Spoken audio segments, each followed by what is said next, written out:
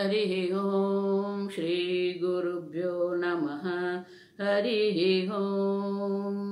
ओम शन्नो मित्र शं वरुणः शन्नो भवत्वर्यमा शन्न इन्द्रो बृहस्पतिः शन्नो विष्णुरुक्रमः नमो ब्रह्मणे नमस्ते वायो त्वमेव प्रत्यक्षं ब्रह्मासि त्वमेव प्रत्यक्षं ब्रह्म वदिष्यामि ऋतं वदिष्यामि सत्यं वदिष्यामि तन्मामवतु तद्वक्तारमवतु अवतु माम् अवतु वक्तारम्। ओम शांति शांति शांतिः।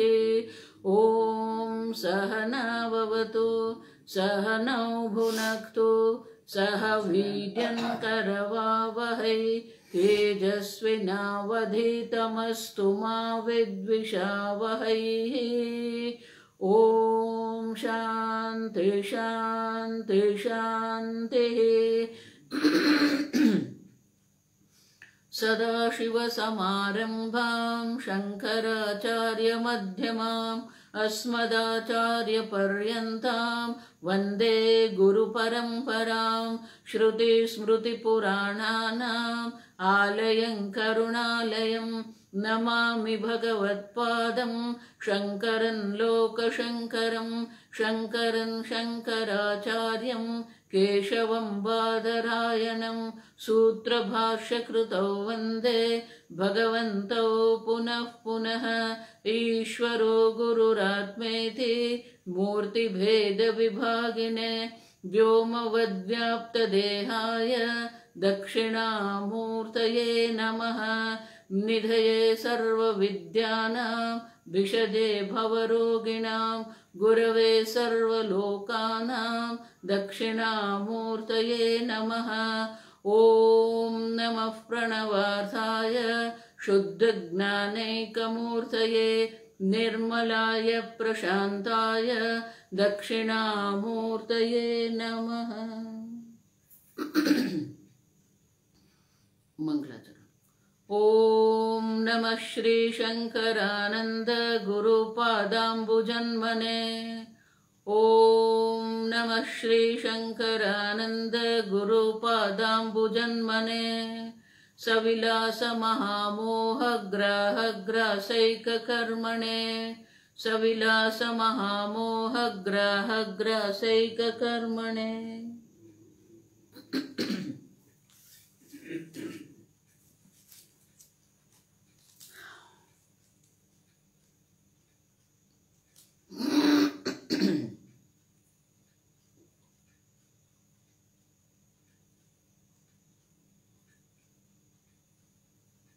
प्रकरण 4 श्लोक 10। कृत्वा रूपान्तरं जैवं देहे प्राविशदीश्वरः इति तः श्रुतयः प्राहुः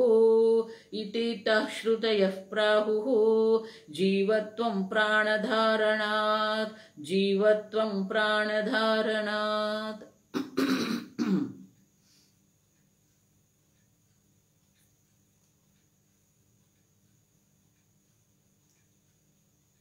उदाहृताभिः श्रुतिभिः द्वैत सृष्टि अभिधान। अगले 9 श्लोकों में हमने देखा कि श्रुति माता स्वयं हमें स्पष्ट शब्दों में दर्शाती है कि जगत कर्ता ईश्वर है।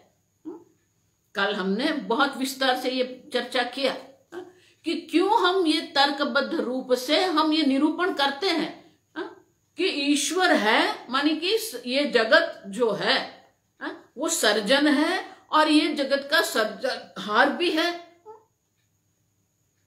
और वो जो सर्जनहार है वो 7वें आसमान में कहीं लोक में कहीं धाम में नहीं बैठा है। अब समझो, वो अभिन्न निमित्त उपादान कारण है। अभिन्न माने कि अलग नहीं है। ये जगत में हम देखते हैं कि कुम्हार है वो निमित्त कारण है, मिट्टी है वो जो उपादान कारण है, भिन्न है। निमित्त कारण चेतन है और उपादान कारण जड़ है। आप समझो। लेकिन यहां तो क्या है, जब हम संपूर्ण विश्व का, संपूर्ण ब्रह्मांड की हम जब चर्चा करते हैं तो वो जो निमित्त कारण जो सर्जनहार है और जो उपादान कारण है जो द्रव्य है, मेकर एंड मटेरियल, तो वो सर्जक और जो द्रव्य है वो दोनों एक ही है।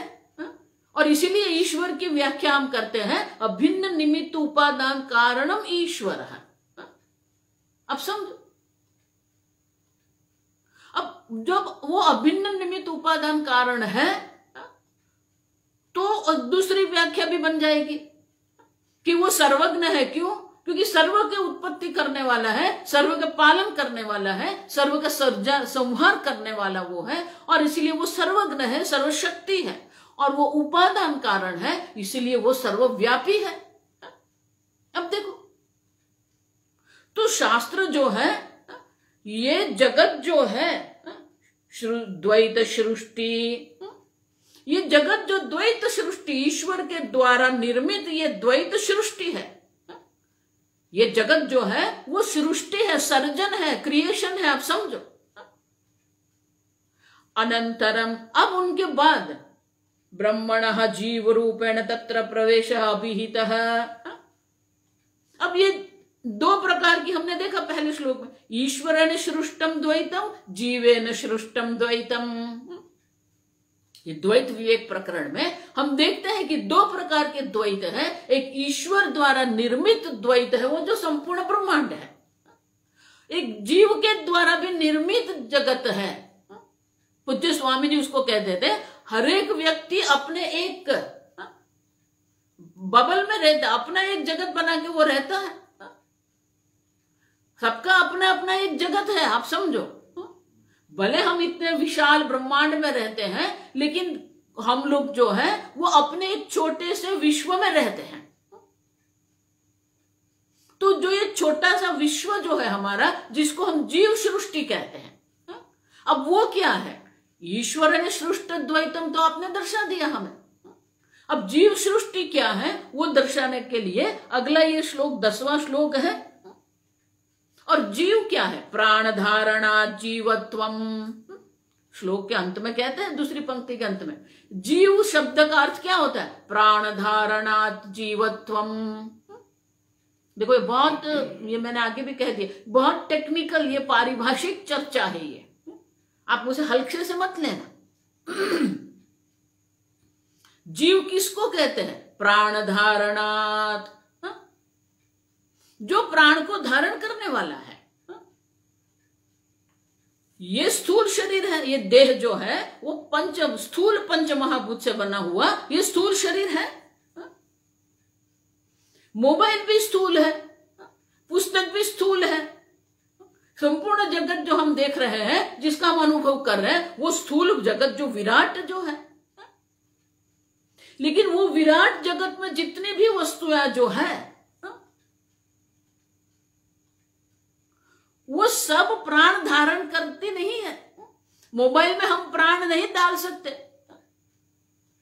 ये मनुष्य शरीर जो है, या कुत्ता का जो शरीर है, या इंद्र का जो शरीर है, एक विशेष प्रकार की रचना है। बुद्धिपूर्वक का वो संघात ऐसा है जहां पर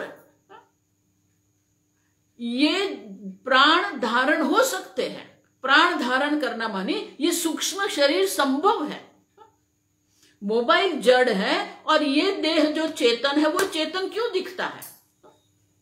अब समझो, ईश्वर जो सच्चे सत्यम ज्ञानम अनंतम ब्रह्म जो है, सच्चिद आनंद स्वरूप परमात्मा है, और वो सर्वव्यापी है। अगर ईश्वर सर्वव्यापी है तो जो चैतन्य स्वरूप जो परमात्मा का है वो भी सर्वव्यापी है। तो मोबाइल भी चैतन्य ही है। आपकी टाइल से वो भी चैतन्य है। आप जो चम्मच से खा रहे हैं, अब देखो, चैतन्य तो सर्वव्यापी है। लेकिन चैतन्य सर्वव्यापी होने पर भी ये टेबल है, मोबाइल है, पुस्तक है, चद्दर है, ये सब हमें चैतन्य वहां दिखता नहीं है। क्यों? और ये शरीर चेतन है, तो ये चेतन है, ये जड़ है। तो जड़ का अधिष्ठान और प्रकाशक भी चैतन्य स्वरूप है। ये चेतन शरीर जो दिख रहा है, उनका भी अधिष्ठान और प्रकाशक तो चैतन्य ही है। तो ये जड़ और चेतन जो है, जड़ का भी चैतन्य ही है। तो ये जड़ और चेतन जो है वो कैसे बनते हैं? जीवत्वम प्राण धारणात्। ये स्थूल शरीर जो भगवान ने बनाया है, वो स्थूल शरीर की ये विशेषता है कि ये स्थूल शरीर में सूक्ष्म शरीर रह सकता है। इसीलिए ये स्थूल शरीर को भोगायतन, ये काउंटर है, ये स्थान है जहां ये जीव रह सकता है। ये सूक्ष्म शरीर जिसको हम कहते हैं, ये सूक्ष्म शरीर के यहां अस्तित्व के कारण ये चेतन है। टेबल जो है वहां भी चैतन्य है, लेकिन वहां सूक्ष्म शरीर संभव नहीं है, इसीलिए वो जड़ है। तो जहां सूक्ष्म शरीर की संभावना है वो चेतन है, जहां सूक्ष्म शरीर की संभावना नहीं है वो जड़ है। अब देखो, तो जो जीव जो हम कहते हैं, ये शरीर में जीव है, माने कि वो प्राण धारण करते हैं, वो सूक्ष्म शरीर है। आप समझो, जहां सूक्ष्म शरीर है वो चेतन है, जहां सूक्ष्म शरीर नहीं है वो जड़ है। चैतन्य स्वरूप तो सब है।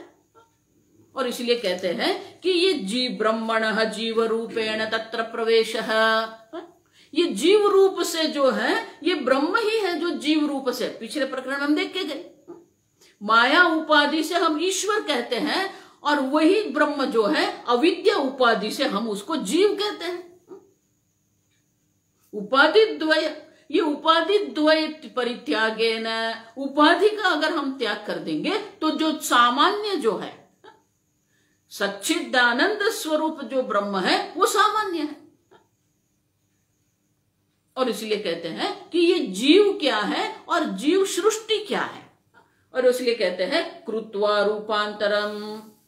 देखो बहुत सुंदर है, श्रुतयः जैवं जीव संबंधी रूपांतरम अविक्रिय ब्रह्मणः विलक्षणं विकारी रूपम इत्यर्थः। देहे प्राविशद ईश्वरः। जो अभिन्न निमित्त उपादान कारण ईश्वर जो है, वही ईश्वर जब ये शरीर में होता है वो जीव बन जाता है। ताहा श्रुतयः प्राहुः जीवत्वं प्राण धारणात्। और इसके लिए ये जीवत्व जो है, ये शरीर में जीव है। क्यों? क्योंकि सूक्ष्म शरीर है यहां पर। प्राणादीनां स्वामित्वेन प्रेरकत्वं प्राण धारणम तस्मात् जैव रूपम कृत्वा प्राविशत। देखो श्रुति माता भी कहती है, तदैक्ष सोकामयत बहुश्याम प्रजा येति सतपोतप्यत सतपस्तप्त्वा इदगुम सर्वमसृजत। देखो ये प्रक्रिया है, आप समझो। तो 10वें श्लोक में विद्यारण्य मुनि बहुत संक्षिप्त में कहते श्रुतयः प्राहुः। अनेक श्रुतियां हैं जो ये कहती है। ये जो प्रवेश श्रुति उसको कहते हैं शास्त्र में। परमात्मा ने इच्छा किया मैं अनेक बन जाऊं, फिर तपश्चर्या की, तप आलोचना, सोचा पिछली सृष्टि कैसी थी। सतपोतप्यत सतपस्तप्त्वा, वो तपश्चर्या करने के बाद इदगुम सर्वम असृजत, ये संपूर्ण विश्व की उत्पत्ति की, सर्जन किया। तत्सृष्ट्वा, और सर्जन करने के बाद क्या है, तत्सृष्ट्वा तदेवानुप्राविशत, ये सृष्टि का सर्जन किया और उसी में प्रवेश कर दिया। अब देखो उसको प्रवेश श्रुति कहते हैं। और इसीलिए विद्या संक्षिप्त में कहते हैं पहले कि इस प्रकार से ये परमात्मा ने सर्जन किया, फिर सर्जन करके वो जो स्थूल शरीर उत्पन्न किया, वही स्थूल शरीर में वो क्या करते हैं, प्रवेश करते हैं। जो स्थूल शरीर सूक्ष्म शरीर धारण करने के लायक है, योग्य है, उसी में वो प्रवेश करते हैं और वो प्राण धारण करने के योग्य होते हैं और इसीलिए उसको जीव कहते हैं। आप समझो, व्याकरण के हिसाब से भी अगर देखेंगे, जीव शब्द का अर्थ क्या होता है? प्राण धारणात्। ये शरीर में प्राण जो चल रहे हैं, ये शरीर में जो चेतनता आपको दिख रही है, ये शरीर से जो कर्म हो रहे हैं, ये शरीर से जो भोग हो रहे हैं, किसके कारण हो रहा है? ये जीव के कारण है जो प्राण को धारण करके बैठा है। और इसीलिए शास्त्र भी कहते हैं तत्सृष्ट्वा तदेव अनुप्राविशत। तो प्रवेश किया माने कि जीव रूपेण, इसलिए इस श्लोक में क्या कहते हैं? जीव रूपेण जीव जैवम देहे प्राविशत। जीव रूप से ये शरीर में प्रवेश कर दिया और ये शरीर जो है वो चेतन दिख रहा है। देखो बहुत सुंदर है। तो जीव रूप में ये प्रवेश करके ये जीव धारण कर लिया। तो ये जीव क्या है? और इसीलिए अगले श्लोक में हमें दर्शाते हैं कि ये प्रवेश कैसे हो गया, ये जीव कैसे बन गया। तो इसलिए कहते हैं, आगे के श्लोक में हम पढ़ेंगे, चैतन्यम यदधिष्ठानम चैतन्यम यद्यधिष्ठानम लिंगदेहश्च यः पुनः लिंगदेहश्च यः पुनः चिच्छाया लिंगदेहस्था चिच्छाया लिंगदेहस्था तत्संगो जीव उच्यते तत्संगो जीव उच्यते। वो जो चैतन्य स्वरूप ब्रह्म है, ये शरीर में प्रवेश करते हैं जीव रूपेण।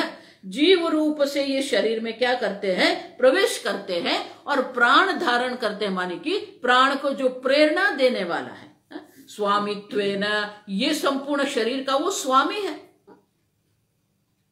इतना ही नहीं, प्रेरकत्वम, संपूर्ण इंद्रियों को प्रेरणा करने वाला भी वही है। आंख जो देख रही है, कान जो सुन रहा है, जो कर्म हो रहे हैं, उनका प्रेरक भी यही जीव ही है, प्राण धारणम। और इसीलिए कहते हैं देहे जाते जीवत्वम। तो ये देह जो बना हुआ है, वो देह में प्रवेश करके वो जीव बन गया। अब जीव सही में बन गया। देखो, ये एक एक शब्द को समझाना पड़ता है।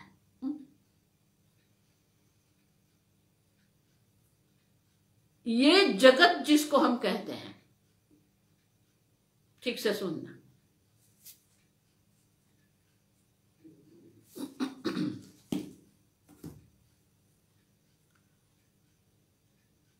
ये जगत का सर्जन हुआ, ये जगत का विनाश होगा।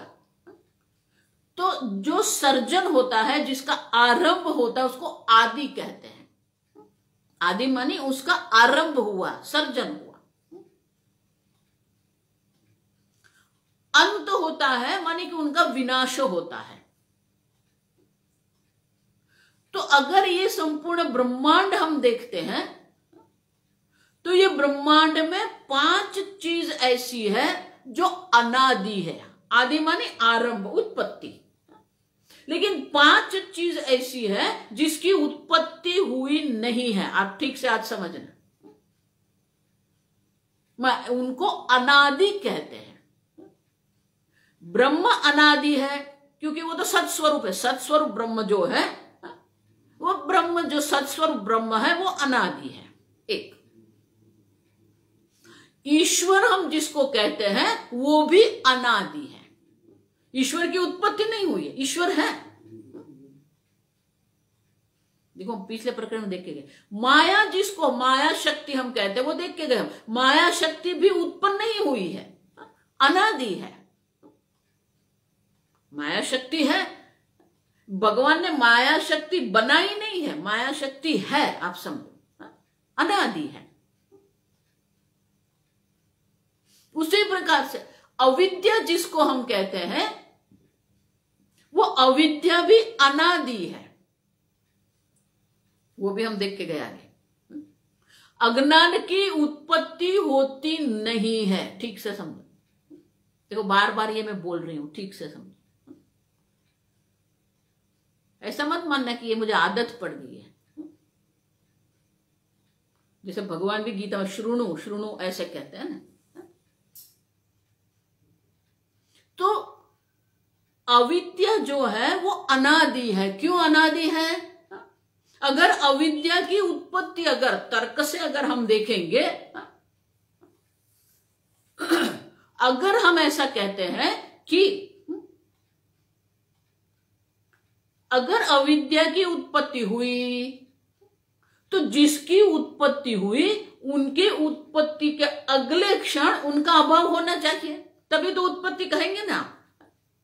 उत्पत्ति उसी की होती है जो पहले नहीं होता है और अब उसकी उत्पत्ति हुई। तो अगर आप कहेंगे ये क्षण में अविद्या उत्पन्न हुई, तो इस क्षण के अगले क्षण पर अविद्या नहीं होनी चाहिए। अगर अविद्या नहीं है, अविद्या का अभाव है, तो जो अविद्या नहीं है तो फिर क्या होगा? विद्या होना चाहिए। अविद्या नहीं है तो विद्या होना चाहिए वहां पर। लेकिन अगर विद्या है तो क्या विद्या जहां होती है वहां अविद्या की उत्पत्ति संभव है? नहीं। और इसीलिए हम कहते हैं कि अविद्या की उत्पत्ति नहीं है लेकिन अविद्या है। देखो ये बार बार मैं कहती हूं, है माने कि वो है, हम अनुभव कर रहे हैं। अविद्या का हम अनुभव कर रहे हैं, ईश्वर है। ये जगत जो है वो आदि अंत वाला है, उनका चक्र जगत चक्र चल रहा है। लेकिन जगत का निर्माण करने वाले जो ईश्वर है वो अनादि है। ईश्वर का जो स्वरूप सच्चिदानंद ब्रह्म है वो भी अनादि है। और माया उपाधि जो ईश्वर की है वो भी अनादि है। और जो अविद्या है वो भी अनादि है। और अविद्या उपाधि के कारण जो ब्रह्म जीवत्व प्राप्त कर लिए वो जीवत्व भी क्या है?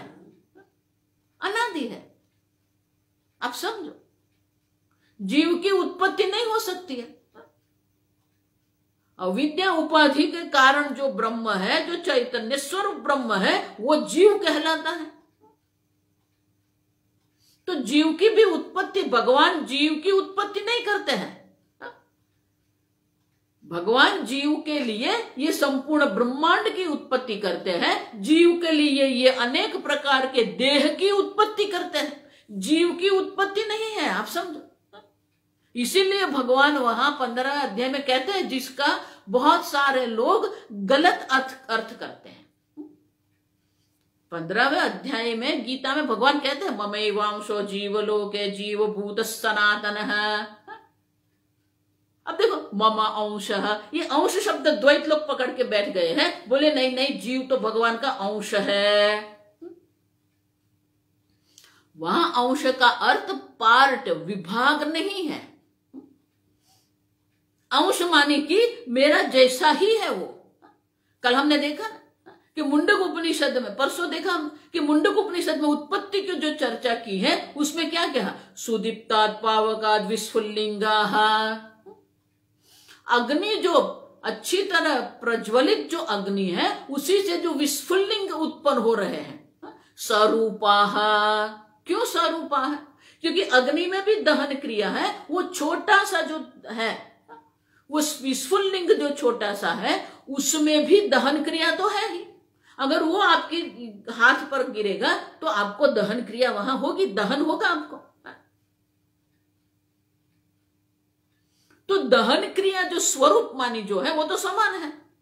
ये बड़ा अग्नि है वो भी दहन क्रिया कर सकता है, ये छोटा सा है वो भी दहन क्रिया कर सकता है। आप समझो। देखो, इसलिए कहते हैं जंगल को जलाने के लिए बड़े अग्नि की आवश्यकता नहीं है। एक छोटा सा जो विस्फुल्लिंग है वो पूरे जंगल को जला देता है, क्योंकि उसमें भी वो दहन क्रिया है, स्वरूपाः। उसी प्रकार से भगवान कहते हैं ये जिसको हम जीव कहते हैं वो मेरा अंश है। माने कि जिस प्रकार से मैं सच्चिदानंद ब्रह्म हूं उसी प्रकार से ये जीव भी सच्चिदानंद ब्रह्म ही है। ममैवांशो जीवलोके जीवभूत सनातन, वो सनातन है। सनातन क्यों है? क्योंकि वो तो न उनका जन्म हुआ है न उनकी मृत्यु हुई है, वो भी वो आत्मा है। और इसीलिए ये जीव की उत्पत्ति नहीं है, स्थूल शरीर की, सूक्ष्म शरीर की उत्पत्ति होती है। जीव जो है, जो अपने को कर्ता भोक्ता मान रहा है और उन्होंने जो कर्म किया है वो कर्म भोगने के लिए, कर्म फल देने के लिए भगवान उसे ये शरीर देते हैं। और इसीलिए ये सूक्ष्म स्थूल शरीर जो है भोग आयतनम है जीव के लिए, ये काउंटर है जहां बैठ के वो भोग कर सकता है। और जो सूक्ष्म शरीर है वो जो है वो साधन है, भोग साधनम। भोग करने के लिए आपको साधन चाहिए।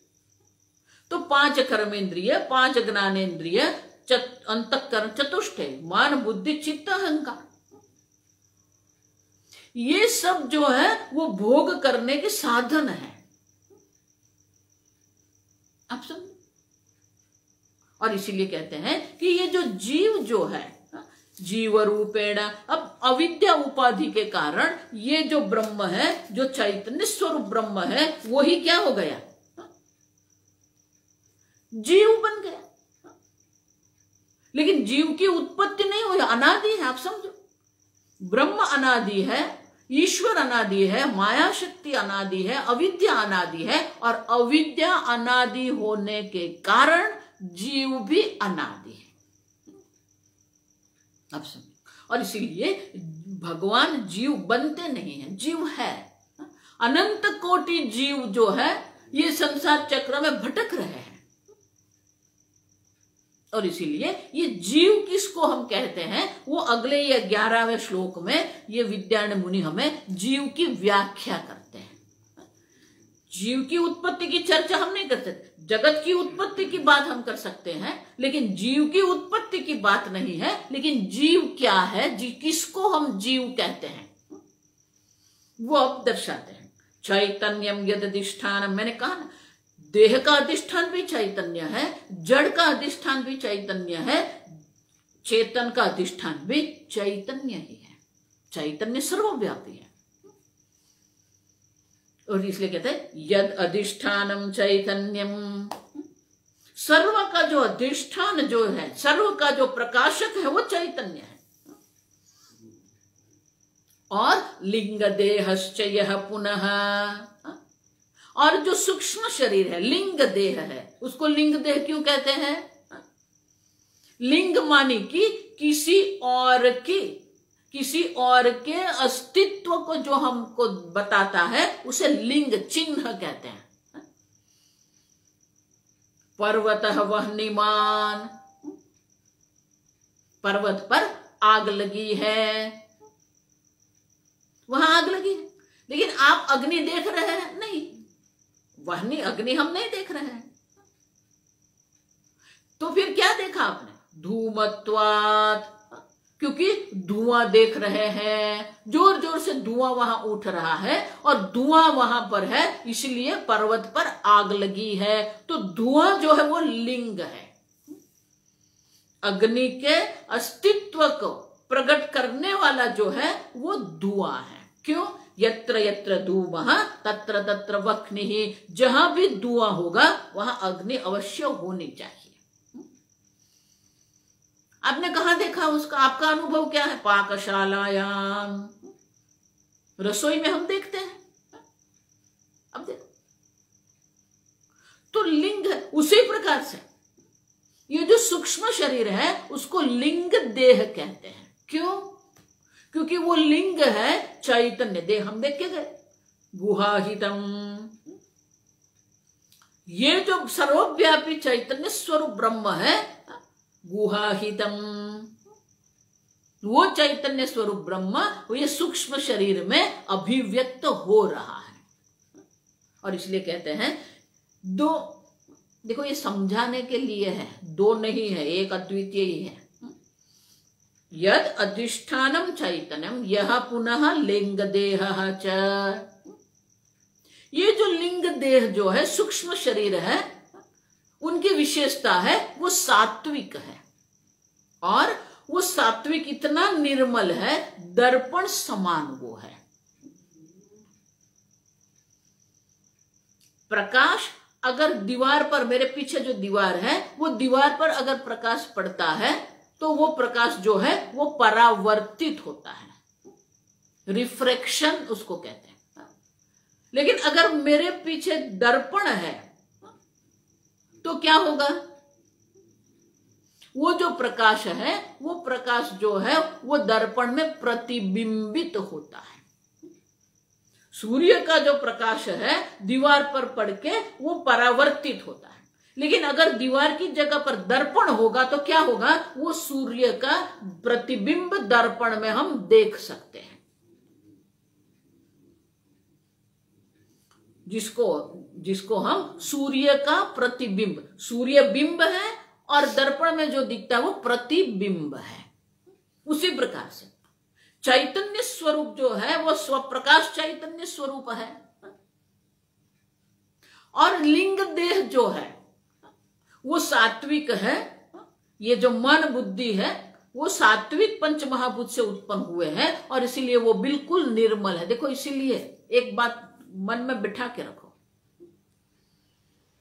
आपको मन को सात्विक बनाना नहीं है। सात्विक पंच महाभूत से उत्पन्न हुआ मन बुद्धि जो है वो सात्विक है ही। रजोगुण तमोगुण उसमें आ गए हैं, वो रजोगुण तमोगुण की निवृत्ति करनी है, सात्विक बनाना। देखो, बहुत सारे ये महात्मा लोग भी गलती करते रहते हैं।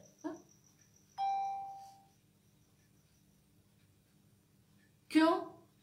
क्योंकि सात्विक बनना नहीं है, आप सात्विक ही है स्वभाव से, मन तो सात्विक ही है, लेकिन हमारा काम, क्रोध, लोभ, मोह, मद, मात्सर्य, ये विकार के कारण हमारा जो मन है वो तामसिक हो गया है, राजसिक हो गया है। तो स्वभाव से जो सात्विक मन बुद्धि है, अंतःकरण जिसको हम कहते हैं, लिंग देह, सूक्ष्म देह जिसको हम कहते हैं, तो वो जो क्या करेगा? वो चैतन्य स्वरूप जो है उनका चिच्छाया, उनका प्रतिबिंब, चैतन्य का प्रतिबिंब वो मन बुद्धि में पड़ता है, और इसलिए कहते हैं चिच्छाया लिंग देह स्था। जिस प्रकार के सूर्य जो बिंब है, अब वो क्या हो गया? दर्पण स्था प्रतिबिंब सूर्य। जिस प्रकार के सूर्य का प्रतिबिंब दर्पण में पड़ता है, उसी प्रकार से ये जो लिंग देह है, लिंग देह में चैतन्य का प्रतिबिंब पड़ता है, जिसको हम चिदाभास कहते हैं या चित छाया कहते हैं। तो अंतःकरण जो है निर्मल शुद्ध होने के कारण उसमें चैतन्य का प्रतिबिंब पड़ रहा है, और इसीलिए जो चित छाया जो है वो लिंग देहस्थ, लिंग देह में जैसे दर्पण में सूर्य का प्रतिबिंब है, उसी प्रकार से लिंग देह में ये चित छाया हम देख सकते हैं। और तत्संगः यश्च तस्मिन् लिंग देहे वर्तमानश्च चिदाभासः तत्संगः। तो ये स्थूल शरीर जिसमें सूक्ष्म देह रहता है, तो स्थूल शरीर, सूक्ष्म शरीर, और सूक्ष्म शरीर में जो चैतन्य का प्रतिबिंब पड़ा हुआ है, चित छाया जो है, तत्संगः, ये सब मिलके क्या बनता है? जीवः उच्यते। और इस प्रकार से लिंग देह चैतन्य, लिंग देह चैतन्य का प्रतिबिंब, त्रयाणाम समूहः जीवः उच्यते। अधिष्ठान चैतन्य, चैतन्य का प्रतिबिंब चित छाया, और लिंग देह, ये तीन मिलके क्या बनाते हैं? जीव कहते हैं उसको। कोई एक वस्तु जीव नहीं है, समूह है, संगात। तत्संगः जीवः उच्यते। और इसीलिए ये जीव जिसको हम कहते हैं, वो जीव तो ये चिदाभास के कारण दिखता है नहीं? जिस प्रकार के सूर्य दर्पण में दिखता है, दर्पण में सूर्य सही में नहीं है, उसी प्रकार से जो चैतन्य स्वरूप आत्मा है वो लिंग देह में प्रतिबिंबित हो गया है और इसीलिए वो प्रतिबिंब वहां दिख रहा है। और वो प्रतिबिंब में आत्मा क्या करता है, अहम बुद्धि करके बैठा है, मैं जीव हूं, अहम जीव। देखो थोड़ा टेक्निकल है लेकिन समझना पड़ेगा। तो इस प्रकार से सूक्ष्म शरीर लिंग देह है, चैतन्य है, और लिंग देह में जो चित्त छाया जो है, चित्त का प्रतिबिंब है, तो उसमें ये जो आत्मा है उसने अहम बुद्धि करके रखी है और बोलता है मैं जीव हूं। और वो अनादि है, मानी उत्पन्न नहीं हुआ है ही वो तो अलग अलग देह धारण करता रहता है। वो जीव, जीव की उत्पत्ति नहीं हुई है, आप समझो। स्थूल शरीर सूक्ष्म शरीर उत्पन्न होते हैं और जिस प्रकार का स्थूल शरीर है, जिस प्रकार का सूक्ष्म शरीर है, उसी प्रकार से वो जीव बनेगा। ये जीव मनुष्य है, ये जीव कुत्ता है, ये जीव इंद्र है, ये जीव गंधर्व है। तो जिस प्रकार का स्थूल सूक्ष्म शरीर वो धारण करता है उसी प्रकार से उसका नाम पड़ जाता है मैं मनुष्य हूं। तो जीव अनेक प्रकार से ये योनियां धारण करता रहता है और जिस जिस योनि में वो जाता है वो नाम उसका बन जाता है। ये हाथी है, ये कुत्ता है, और इसलिए कहते हैं इस प्रकार से जीव रूपेण प्रविष्ट। तो यही ममे मम वंश जीवलोक जीवभूत सनातन माने कि वो भी वो सनातन माने नित्य चैतन्य स्वरूप ही है, लेकिन लिंग देह में प्रतिबिंब हो गया, वो प्रतिबिंब में अहम बुद्धि कर लिया और इसीलिए उसको जीव कहते हैं। तो अब एक प्रश्न उठेगा, अगर ईश्वर जो है, जो चैतन्य स्वरूप ब्रह्म है, उसने ये लिंग देह में प्रवेश करके चित छाया बन गए वो, और वो जीव बन गए, तो बोले कि नहीं नहीं, आप जो ये कह रहे हैं कि ऐसे ये जीव है, तो ये संभव नहीं है। क्यों? क्योंकि ननु ईश्वरस्य जीव रूपेण प्रविष्टित्वे तस्य अज्ञत्व दुःखित्वादि विरुद्ध धर्मवत्वं कुतः। जो ईश्वर है वो सर्वज्ञ है, सर्वशक्ति, सर्वव्यापी है। आप जो कह रहे हैं कि जीव रूप से प्रवेश कर दिया ईश्वर ने, तो जीव का लक्षण क्या है? दुखित्व, ये पहला लक्षण है। हर एक व्यक्ति को आप देखो, कितने भी समृद्ध वो है, लेकिन कुछ ना कुछ तो उसको अपने जीवन में अभाव की अनुभूति होती है, और वो अभाव की अनुभूति के कारण वो दुखी रहता है। दुखित्व, अज्ञत्व, मैं अज्ञानी हूं, क्योंकि सब ज्ञान मुझे भी नहीं ना, आपको भी नहीं है। तो ज्ञान की दृष्टि से भी वो अल्प है, शक्ति की दृष्टि से देखे तो भी वो अल्प है, और वो ईश्वर जो आनंद स्वरूप है, लेकिन जीव रूप से वो क्या है? दुखित्व, दुखी है, शोकग्रस्त है, सतत वो अभाव का अनुभव कर रहा है। पूज्य स्वामी उसके लिए बहुत सुंदर वाक्य कहते हैं, आई लैक समथिंग, कुछ मुझ में कुछ अभाव है। गुजराती में उसके लिए बहुत सुंदर शब्द है उणप, ओछप, कुछ कमियां दिखती है हम। तो ये जीव भाव जो है उसमें दुख है, अज्ञान है, कमियां है, अभाव है, और ईश्वर तो सर्वज्ञ सर्वशक्ति है। तो आप कैसे कह सकते हैं कि ईश्वर जो है वो जीव रूप से प्रवेश कर दिया और दुखी हो गया, अज्ञानी हो गया, अल्प हो गया? इति आशंका, ऐसा आशंका, ऐसे हम शंका कर सकते हैं। और इसीलिए अगला 11वां श्लोक हम देखेंगे, 12वां।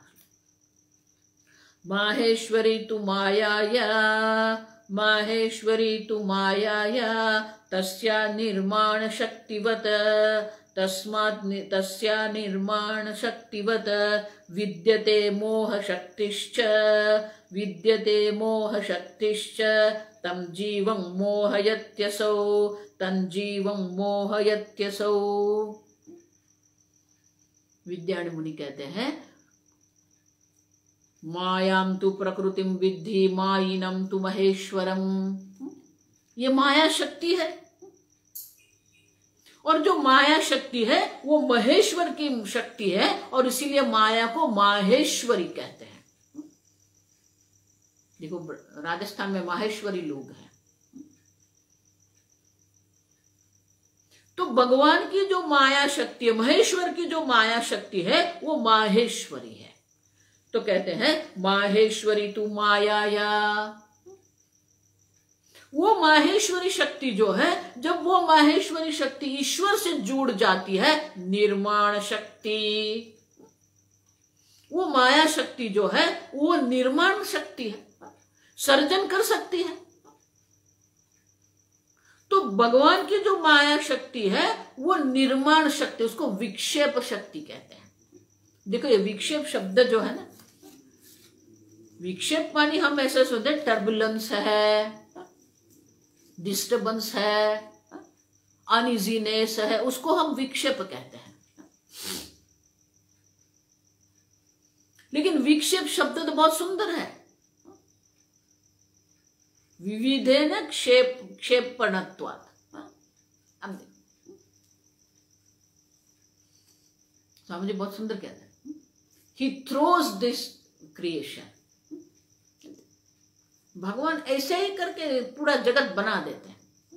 ये विक्षेप शक्ति माने कि ये सर्जन शक्ति, निर्माण शक्ति है। और वो निर्माण शक्ति कैसी अद्भुत हमने देख लिया। विक्षेप माने कि अनेक प्रकार के नाम रूप जो है वो प्रकट कर देती है। विक्षेप करती है माने कि अनेक प्रकार के नाम रूप, अनेक लोक, अनेक भोग का वो एक क्षण में उत्पन्न कर देती है। वो विक्षेप शक्ति है, निर्माण शक्ति है वो। उसी प्रकार निर्माण शक्तिवत, वत माने जिस प्रकार से भगवान की जो माया, जो माहेश्वरी शक्ति जैसे निर्माण शक्ति है, वो माया जो शक्ति है उसका एक दूसरा भी रूप है, विद्यते मोह शक्तिश्च।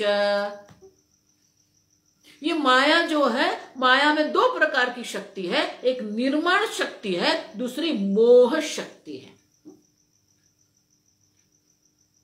गीता भगवान कहते मोहितम ना बीजानाति। ये भगवान की माया शक्ति सबको मोहित करके बैठी है, और इसलिए कहते हैं विद्यते मोह शक्तिश्च। लेकिन वो मोहित किसको करती है? तम जीवम मोहयति असौ। ये माया शक्ति जो भगवान की है, ये जीव को मोहित करके रखती है। क्यों? मोह माने कि जो नहीं है उसको मानना। देखो एक एक शब्द का अच्छी तरह से अर्थ आप अपने मन में बिठा के रखो। मोह माने क्या? मोह वैचित्य, जो नहीं है उसको बताना, उसको मोह कहते हैं। है रस्सी लेकिन आपको वो सर्प दिख रही है, वो मोह है। मोह भी तीन प्रकार से होता है। जो है वो नहीं दिखाती, और जो नहीं है वो दिखाती है। रज्जू है, सर्प है, तो रस्सी है, रज्जू वहां पर है, उसको आवृत कर दिया और क्या बता दिया? सर्प बता दिया। तो रस्सी की जगह पर जो नहीं है वो सर्प दिखाते हैं, उसको मोह कहते हैं। एक वस्तु को ढक के दूसरी वस्तु उसको दिखाते हैं। जो नहीं है, जो जैसा नहीं है वैसा उसको बताते हैं। ये आत्मा अजर अमर है, लेकिन ये आत्मा अभी क्या हो गया? पुनरपि जननम पुनरपि मरणम पुनरपि जननी जठरे शयनम। अब देखो, जो जैसा नहीं है वैसा वो बताती है। ये मोह शक्ति है। आप अजर अमर ब्रह्म स्वरूप है, लेकिन आप अपने आप को जीव स्वरूप मान रहे हैं, अपने आप को अल्प मान रहे हैं। तो जैसा नहीं है वैसा वो आपको बताती है, मोह शक्ति। देखो बहुत सुंदर है। जो नहीं है वो बताती है। आकाश में नीलत्व है ही नहीं, वो नील आकाश दिखा रही है वो आपको। ये इसकी निर्माण शक्ति है। जो जैसा है वैसा नहीं दिखाती, जो जैसा नहीं है वैसा वो दिखा रही है आपको। आप समझ, ये जगत जड़ है, मिथ्या है, वो आपको सत्य बता रही है। आप जगत को सत्य मान के चल रहे हैं। आप समझ, मोह माने कि जो जैसा नहीं है वैसा वो बताती है। तीसरी व्याख्या, जो जहां नहीं है वहां वो दिखाती है। देखो ये भिन्नता आपको दिखनी पड़ेगी। इसलिए मैं हमेशा कहती हूं, मेरा वेदांत का प्रवचन अगर सुनना है, चाय पी के बैठना, क्योंकि आपकी बुद्धि को भी आपको जागृत रखनी पड़ती है। मोह की तीसरी व्याख्या क्या है? जो जहां है वहां नहीं दिखाती, और जो जहां नहीं है वहां वो दिखाती है।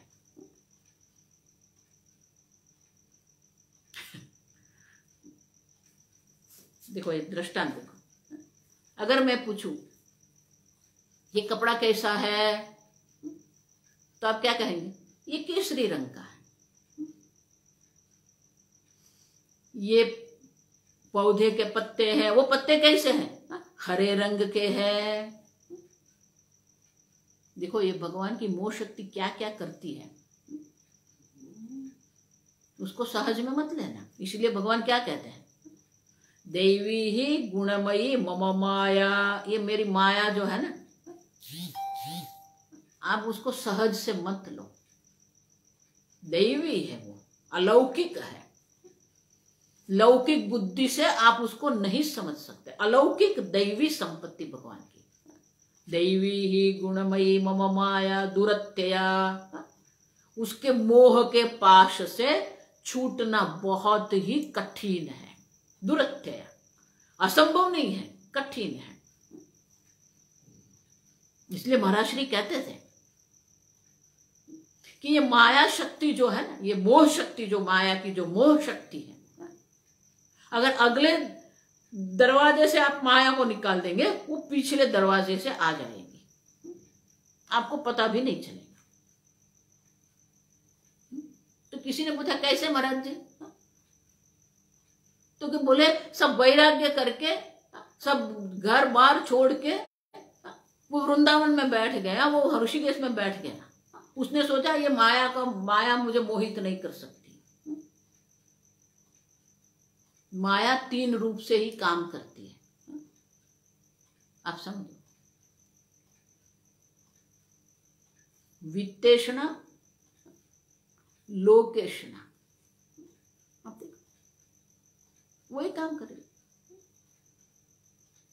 पहले हम काम करते थे और वेतन लेते थे, अब क्या है? अब डोनेशन ले रहा है वो भी वित्तेषणा ही है। लोकेषणा, हमारी कितनी प्रसिद्धि है। आस्था चैनल पर हमारा प्रवचन आता है, यूट्यूब पर हमारे प्रवचन है, फेसबुक पर हमारे प्रवचन। लोकेषणा। अब देखो, पुत्रेषणा, हमारे 4 बच्चे हैं, ये बोलेगा हमारे 1 लाख शिष्य है, वही होंगे। अगले दरवाजे से आपने निकाल दिया, वो पिछले दरवाजे वापस आ गई। वित्तेषणा, वही वित्तेषणा है, वही पुत्रेषणा है, वही लोकेषणा है, अर्थ बदल गए। आप समझो, ये मोह शक्ति है। आपने सोचा मैंने सब त्याग कर दिया, कुछ त्याग नहीं हुआ है। वही वित्तेषणा है, वही पुत्रेषणा, वही लोकेषणा है। आप समझो, मोह शक्ति है। और जो जहां है वहां वो नहीं दिखाती। अब देखो, जहां नहीं है वहां वो दिखाती है आपको।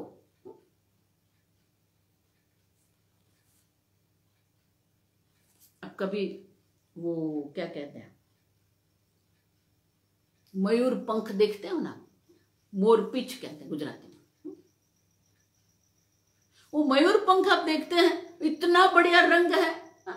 अब देखो, जो मयूर पंख है उसमें जो रंग दिखते हैं, तो हम क्या मानते हैं? कितना सुंदर उसका रंग है।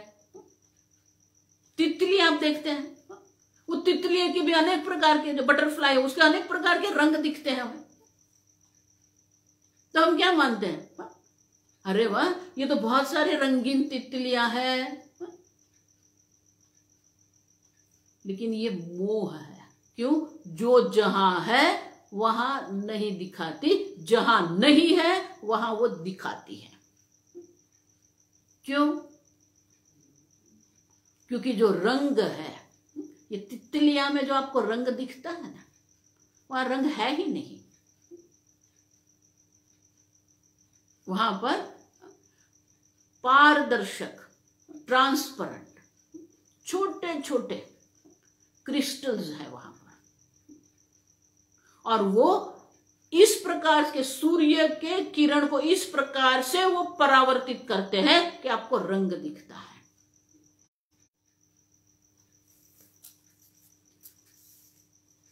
तो ये जहां नहीं है वहां दिखा रही है आपको। जो रंग जो है वो रंग तो सूर्य के किरण, आप समझो ठीक से।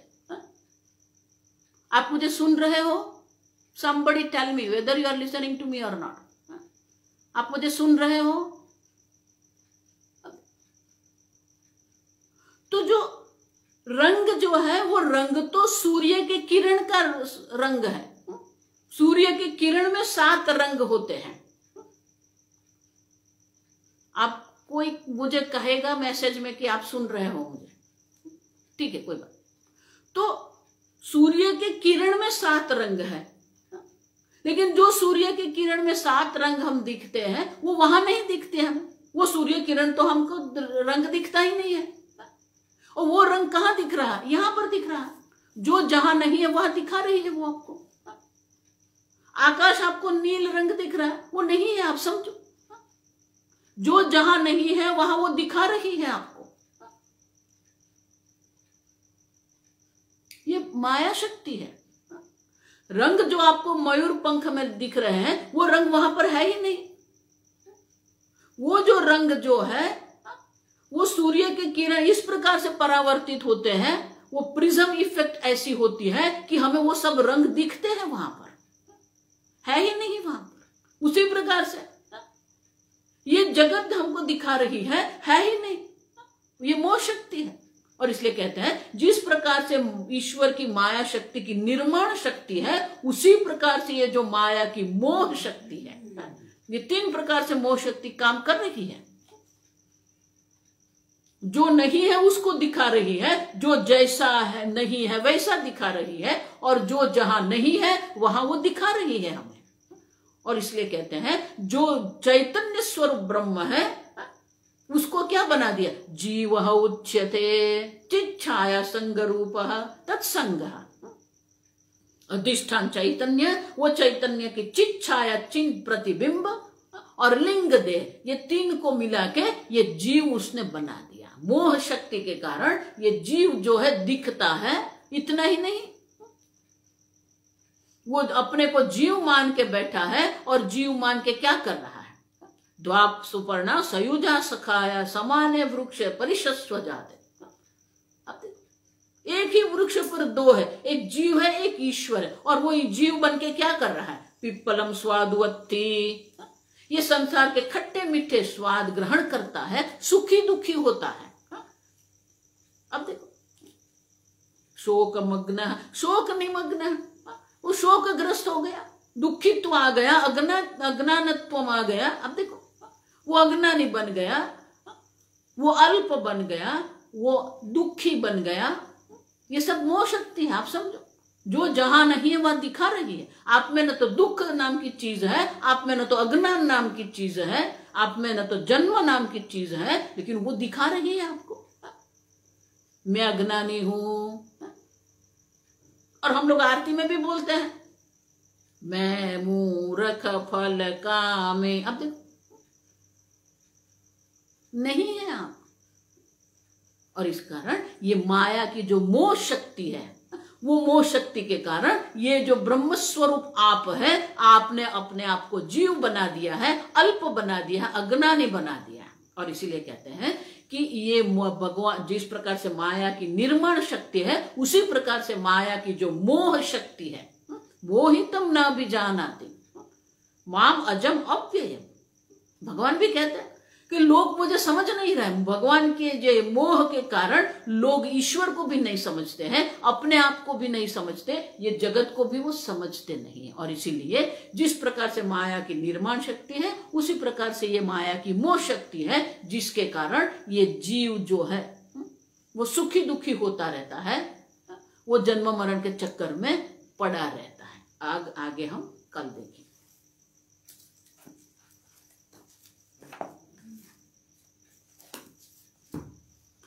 ओम स्वस्ति प्रजाभ्यः परिपालयन्तां न्यायेन मार्गेण महिं महिषाः गोब्राह्मणेभ्यः शुभमस्तु नित्यं लोकाः समस्ताः सुखिनो भवन्तु काले वर्षतु पर्जन्यः पृथिवी सस्यशालिनी देशो यंक्षोभरहितः ब्राह्मणाः सन्तु निर्भयाः।